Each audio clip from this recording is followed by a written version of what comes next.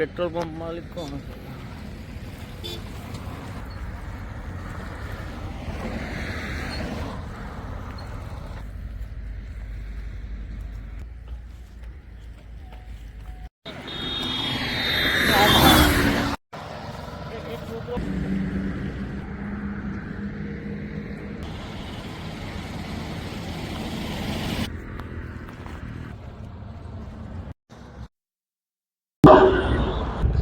નમસ્કાર દોસ્તો, ગત રાત્રે ખૂબ ભયાનક અકસ્માત છે તે કોડીનાર ઉના ફોર્ટેક હાઈવે પર સર્જાયો છે। એક સ્વિફ્ટ કાર અને ટ્રક વચ્ચે ટક્કર થઈ છે। 3 યુવાનોના મોત થયા છે।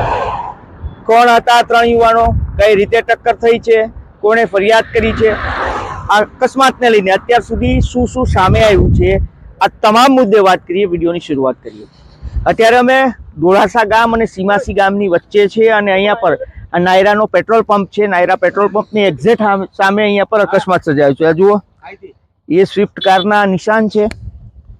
અહીંયાથી આ લોકોએ કાબુ ગુમાવ્યો। 4 યુવાનો આ સ્વિફ્ટમાં સવાર હતા।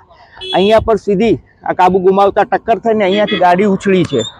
આ હિસ્સો છે જે આ ડિવાઈડરનો તે અહીંયા પર તૂટીને પડ્યો છે।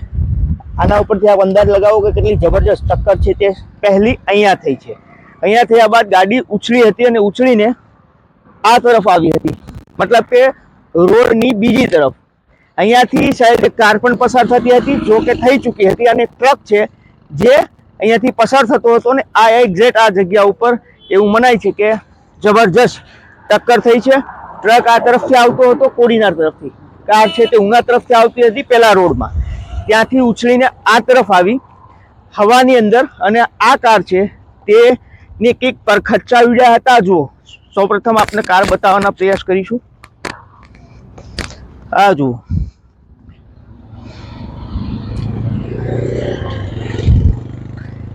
આ કારની કંઈક આ પરિસ્થિતિ છે તે આ સ્વિફ્ટ કારની થઈ છે। આ તરફથી જોતા તો કાર જ નહીં ઓળખાતી કે કઈ કંપનીની કાર હશે। મારી સાથે અહીંયા વિપુલભાઈ મોરી છે જે પેટ્રોલ પંપના ઓનર છે। તે આ સ્પોટ ઉપર એ સમયે પહોંચ્યા હતા, તો તેમને પૂછીએ કે એક્ઝેક્ટ કઈ રીતે અકસ્માત સર્જાયો। વિપુલભાઈ, જ્યારે ગાડી અહીંયા ટક્કર થઈ, આપને જાણ થઈ ત્યારે આવ્યા ત્યારે કઈ પરિસ્થિતિ હતી?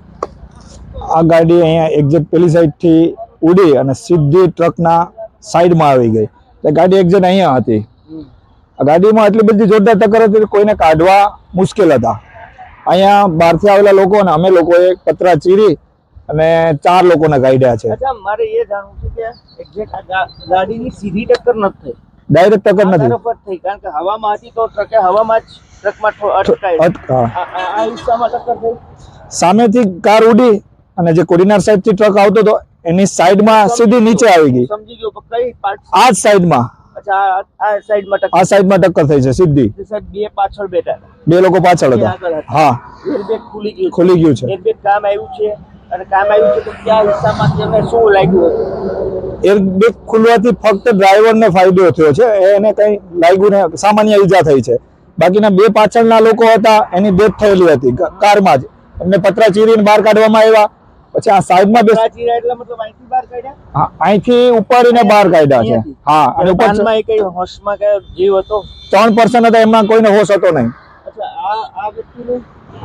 આ વ્યક્તિને પણ હોશ હતો નહીં, એકદમ સિરિયસ હતા, અને પાછળના 2 હતા ડેથ હતા। સીસીટીવી આવ્યા છે આના? હા। તો વિપુલભાઈ નું કેવું છે કે આ કારના આ પાર્ટ્સમાં, મતલબ હવામાં જ આ કારની ટ્રક સાથે ટક્કર થઈ, આ ટ્રક તરફ, અને અહીંયા 2 યુવાનો હતા, તેના ઓન ધ સ્પોટ મોત થયા હતા, જેને પતરું ચીરીને બહાર કાઢ્યા છે।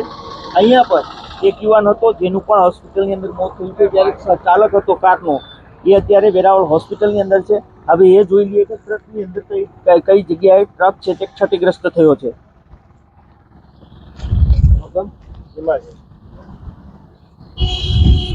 આનું લઈ લઈએ,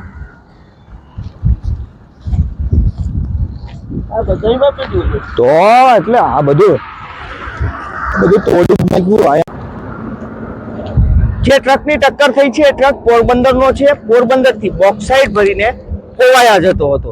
લગભગ 8:30-9ની આસપાસનો આ સમય હતો રાત્રિનો, અને આ જ્યારે ટક્કર થઈ છે ત્યારે આ એ ટ્રક છે GJ06XX 7270 નંબરનો આ ટ્રક છે। આમાં નવાઈની વાત એ છે કે આ જુઓ, આ સ્વિફ્ટનું જે કારનો હિસ્સો છે તે અહીંયા પર આ સ્વિફ્ટનો પડ્યો છે, ને આ ટ્રક છે તેની સ્થિતિ કંઈક આવી થઈ છે. આ જુઓ, આની કમાન છે જે તૂટી ગઈ છે, એક ટાયર છે તે એક તરફ ઢળી પડ્યું છે. આ જુઓ,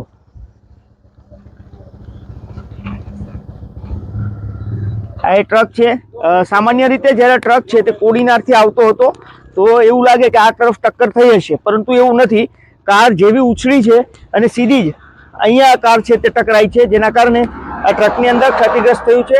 ટ્રકના ડ્રાઈવરે આ કાર ચાલકો સામે એફઆઈઆર દાખલ કરાવી છે. કાર ચાલકો છે તેમાં એક વેરાવળ તાલુકાના મેઘપર ગામનો હતો, 2 ભાલપરા ગામના હતા અને 1 સૂત્રાપાડાના પાધરુકા ગામનો હતો. આવો જાણીએ કે આ 3 યુવાનો કોણ હતા જેના મોત થયા છે અને જે વ્યક્તિનો બચાવ થયો છે એ પણ કોણ હતો એ જોઈ લઈએ.